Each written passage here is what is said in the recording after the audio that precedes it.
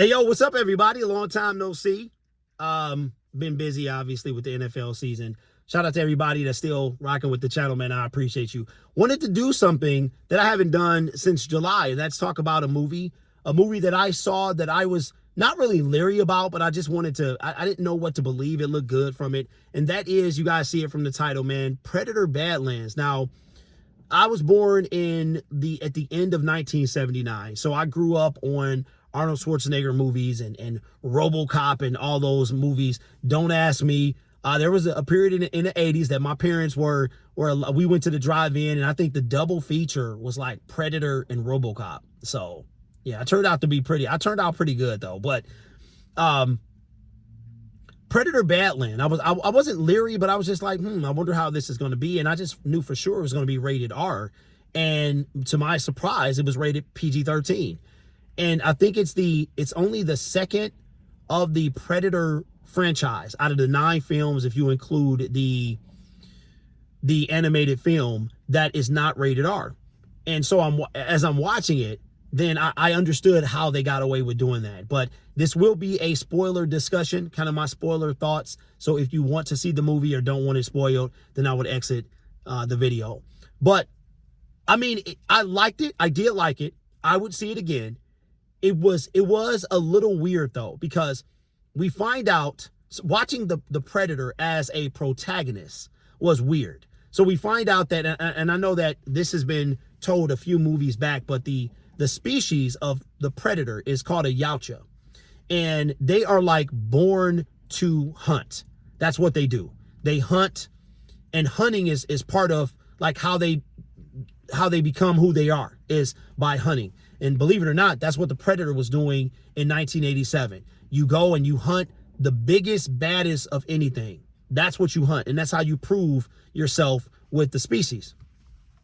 So there's a Predator, a Yautja. His name is Dak, and he is they call him a runt because he's on the shorter side of the Predator. If you don't know this, the Predator actors were all big dudes. Like they were 6'7". I mean, big guys. So they could, if you make Arnold Schwarzenegger look small, you're a big dude. So this guy looks like a regular guy. So this Predator looks like a regular guy. And it's all about the Predator. It's all about the Predator. Like, as a matter of fact, there is not one real human in this movie. There's not a human anywhere in this film. If my memory serves me right, I saw it a couple nights ago, there is no human in this film. And that's how they got away with the PG-13 rating, because everybody that bites the dust is a synthetic. It's an android. You would have to know like the Predator history and the alien history. So there's a company called Weyland-Yutani, and they produce, if you've seen Alien or anything like that, the robot, the synthetic is what they call them. Those are all produced by the Weyland-Yutani group. So this Predator is small. And so the movie starts off and he's trying to earn his cloak. So when you reach a certain age, you have to be in a battle, and your reward is the cloak. So he is fighting his brother to get the cloak. He loses the battle. So he still hasn't earned his cloak.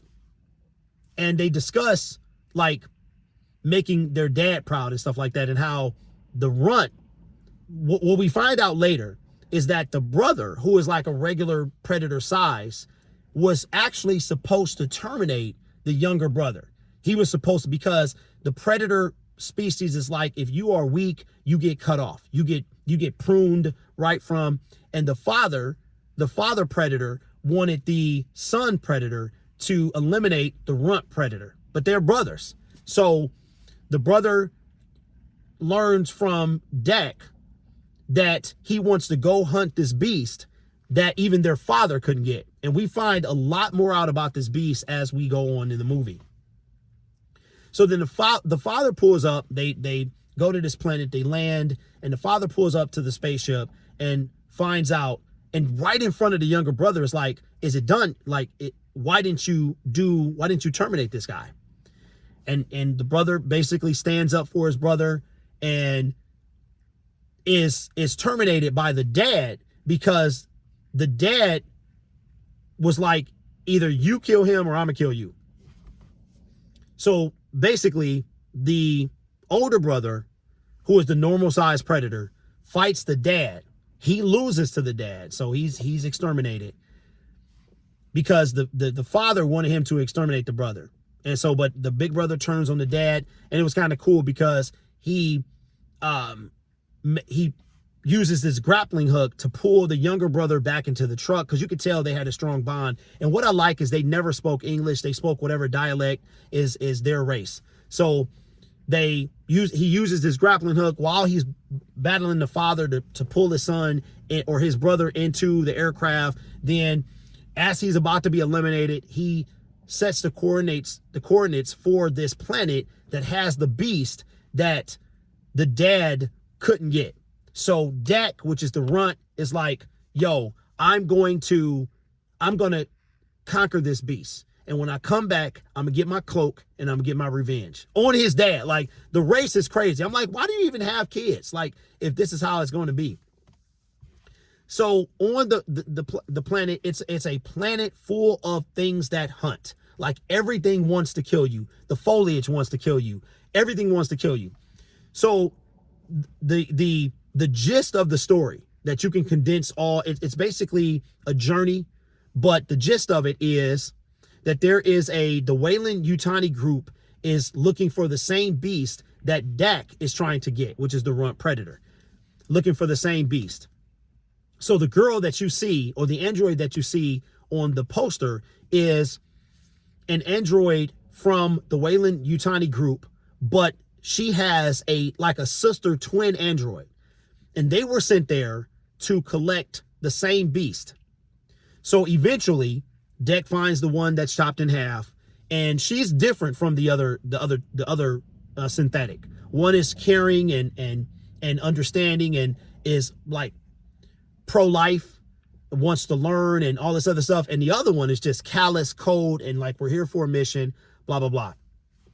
So eventually you find out, because you don't find out until about the halfway point of the movie, that the girl that the predator is with, or the synthetic, I'll just call her a girl, is looking for the same beast, and that the predator will be in the way. And also they'll probably capture him too to study him. So that happens, but the girl helps the predator escape. But before that, they run into the girl and the predator. They run into this, like I said, everything wants to kill you. So there's something in the trees, and it tries to eat them. And this little creature comes and basically helps them out and saves the creature, saves the predator and the girl. So we fast forward to the end. Turns out that the beast that they are hunting regenerates. So literally, you're told at the beginning of the movie that this beast can't be killed. And you like, wow, okay, you're just thinking that because nobody capable has fought it. But then you find out that it's really, it can be killed, but it's difficult to be killed because it regenerates. Because we find out at the end that it does get killed, but the way that it happened is crazy. So we find that out. The predator, the runt, he bests the beast, but the beast regenerates. And he's like, oh, shoot. So then the Weyland-Yutani group, the evil twin sister, she comes and she captures the predator. They want to know what's in his mind and blah, blah, blah. And so turns out that the creature had a child, and that child is the one that saved them at the very beginning. And so the child marks his territory and spits on the predator. And it was like, why did he spit on the guy? But you find out at the end, as the predator is about to get eaten by the beast that he was hunting, that the beast smells the scent of the spit and realizes that this is his child. So instead of, finishing off the predator, because the predator did win, but because the beast regenerates, he would have lost. Like he couldn't beat it with what he had.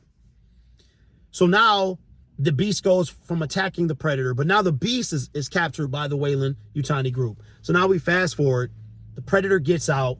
He goes on this epic quest to free the beast, and he still has to get back to his father and take his trophy back to his father. And he still wants to like avenge his brother, which means he's going to have to fight and eliminate his dad.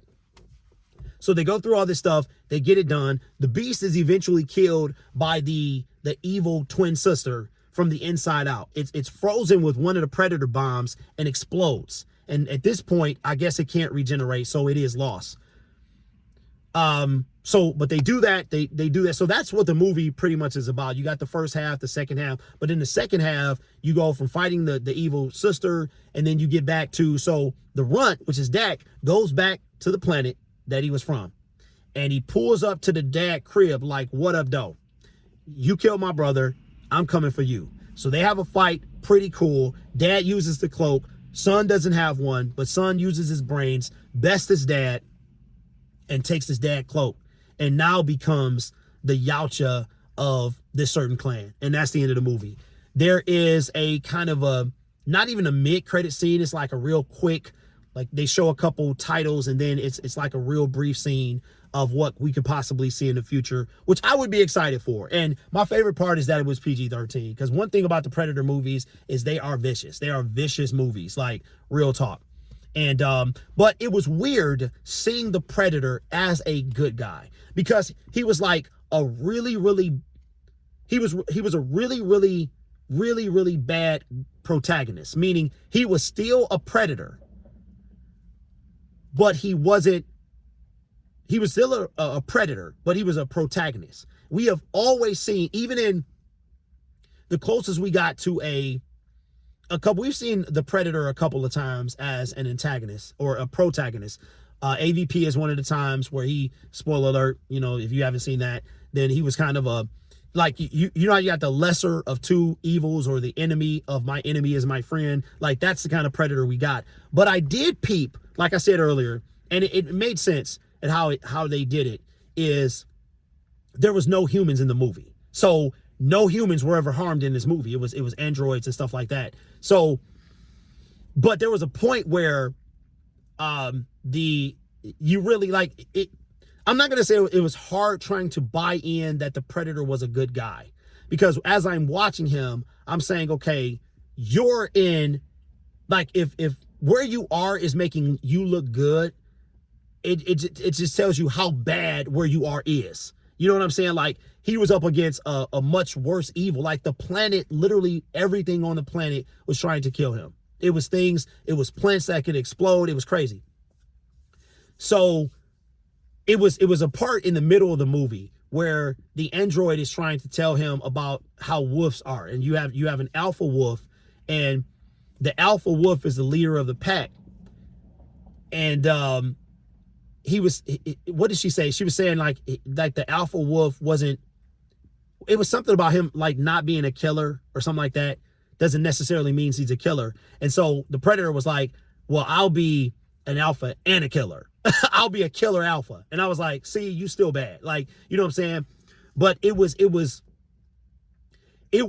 definitely a taste that, because of what you've been accustomed to seeing, I could see you not really vibing with the way that this movie was, because every time you've seen the Predator, he's been evil, like 100% evil. Predator 1, Predator 2, Predator, the Predator movies, he's been evil all the time, and it's usually at our expense. But you've never seen a Predator really, outside of Alien versus Predator, you've never seen like a Predator in their element up against, like, with no human interaction at all. And it's crazy because the Predator has always been where all they're doing is hunting. Of course, they're doing much more than that, by hunting, but that's all they've been doing. And they literally take trophies, and their goal is to hunt and conquer the biggest, baddest thing. That's what they do.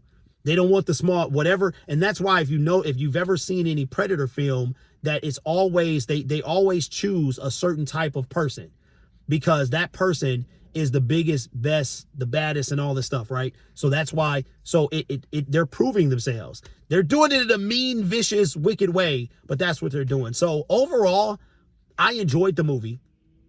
Again, I'm happy it was PG-13, because it was, like I said, a lot of it was, everybody that was in the movie was either an alien or an android. And so, yeah, that's how they got away with a PG. Because I'm like, a Predator movie that's PG-13, like, but I enjoyed it. I would be looking for, for the future to see where they go, how they do this, because they did leave room for more. I don't know where they could go from here, because at the same time, it's like, okay, well, how do you ever see, will it be easy to see the Predator as a full-blown bad guy if you've got this good guy moment over here? Because that's really all we've seen. We've seen the only time the Predator was a good guy was in the Alien versus Predator movies, where it was like, I remember the poster, like, whoever wins, we lose. So, but again, I think in order to make this work, a Predator can't be around humans, but at the same time, I've never seen the movie Predators but how it was a predator that was coming to give us something so that we could fight the predators that was coming. So maybe there are good predators. And you know what? That maybe they're not all bad. Maybe they're not all bad. Maybe that's what this is. There's not all bad. Some of them are good. And maybe that's what this is. You know what I'm saying? Because we have seen, this isn't the first time we've seen a predator like not be completely evil. So I don't know. I did enjoy it. It was myself, somebody else in the theater, and like these 4 kids that walked in, and they were super noisy, and then they walked out. So they stayed for about 20 minutes, and it was under 2 hours. It really was. So that's including credit. I think it was 1:56. So it was fast paced. It didn't feel too long. It didn't feel too short. It was right. I mean, perfectly timed. Real talk. I mean, it could have used another 5 minutes and still wouldn't have felt too long, but I did enjoy it. And if you are into that type of thing, you know what I'm saying? Then I would definitely check it out. And it's not too bad. It's just, the Predator, but it's PG-13. You know what I'm saying? So, but I had a good time. I will look forward to it again. And when I see it again, absolutely, I will see it again.